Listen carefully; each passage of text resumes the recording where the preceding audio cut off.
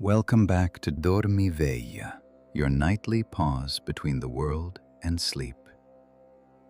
We are always glad to have you here. Long before anyone understood why, people knew what to do at dawn. In the oldest civilizations, the morning began with a turning toward light. Temples were built facing east, their doorways aligned precisely to catch the first rays of the rising sun. Not by accident, by design. They built their sacred spaces so that the earliest light would fall exactly where a person stood to begin the day. To catch it. To be touched by it before anything else was done. In ancient cities along the river valleys, healers performed morning ablutions facing east. Water on the face. Eyes lifted toward the horizon. A moment of stillness before the world began.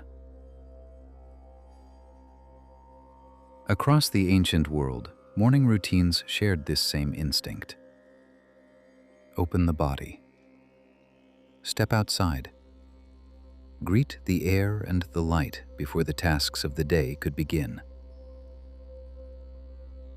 Some traditions asked their people to walk in the early morning. Others asked them to stand in an open courtyard and simply breathe. The specifics varied. The pattern did not. Light first, everything else after. They did not have the science. They did not know what the light was doing to the body. But they attended to it anyway, as though something older than language understood that the morning is not merely a beginning. It is a signal. And the body, it turns out, has been listening for that signal for as long as bodies have existed. Here is what the ancients were responding to without knowing it. Behind your eyes, there are cells that do not help you see. They are not part of vision in the usual sense. They do not detect shapes or colors or edges. They detect brightness. Ambient light, the broad, diffuse signal of how much illumination is reaching you from the sky. These cells have one job. They report the time of day to the deepest clock inside your brain. A small cluster of cells that keeps your entire internal schedule running. Your temperature, your hunger, your alertness, your sleep. And the most powerful reset signal for that clock is morning light.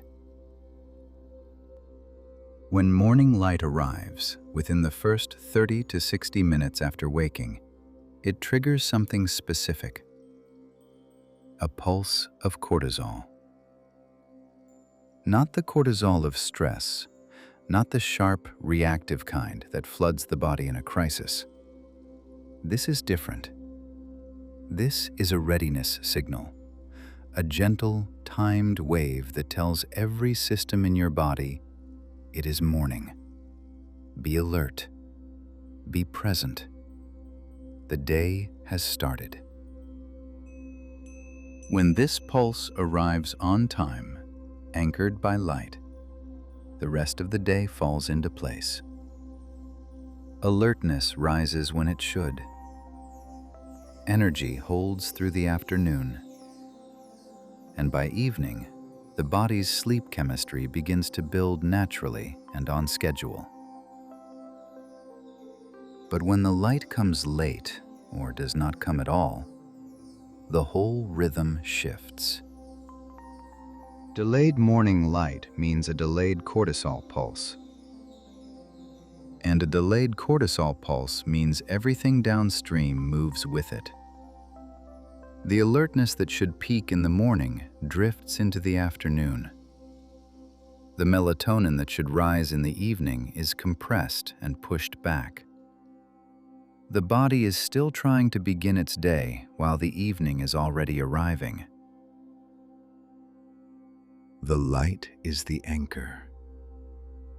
Without it, the clock still runs, but it runs loose. And when the clock runs loose, sleep is the first thing to feel it.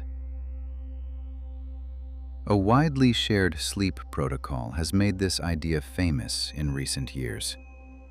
But the science behind it is older and simpler than any single recommendation. Get outside within the first hour of waking.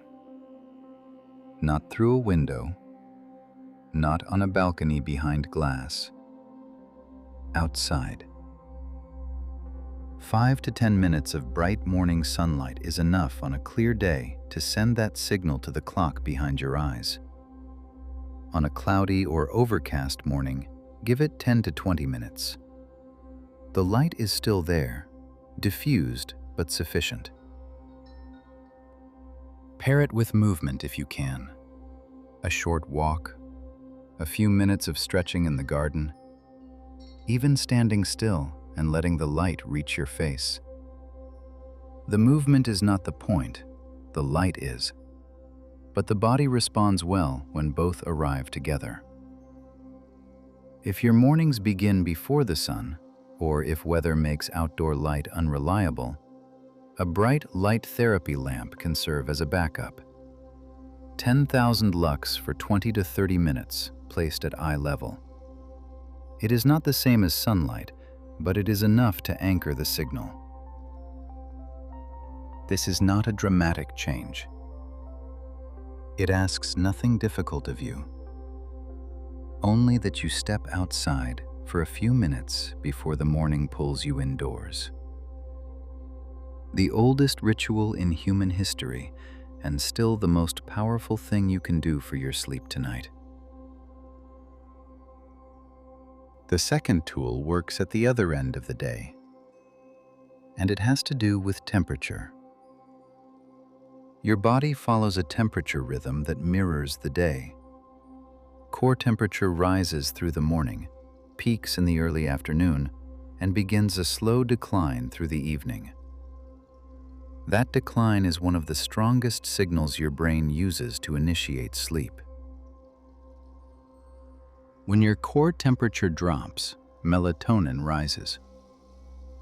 The body reads the cooling as a cue.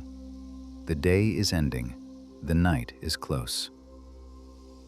And sleep comes more easily when the body is already moving in that direction. A warm bath or shower taken 60 to 90 minutes before bed accelerates this process in a way that seems backwards at first. The warm water draws blood to the surface of your skin.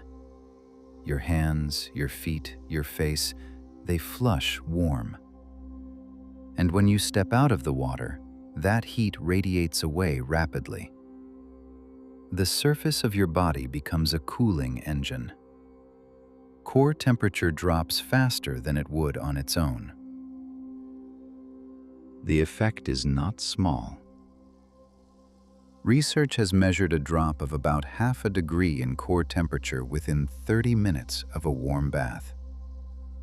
That half degree is enough to shift the body's sleep readiness measurably forward. The second part is simpler still. Keep the bedroom cool. 16 to 19 degrees. That is the range the body prefers for uninterrupted sleep. Cool enough that the skin stays comfortable under a light blanket. Cool enough that the body does not have to work to shed heat through the night. Warm the evening. Cool the night. Your body already knows this rhythm. All you are doing is helping it along. Thank you for being here. Subscribe to continue the journey, and rest well tonight.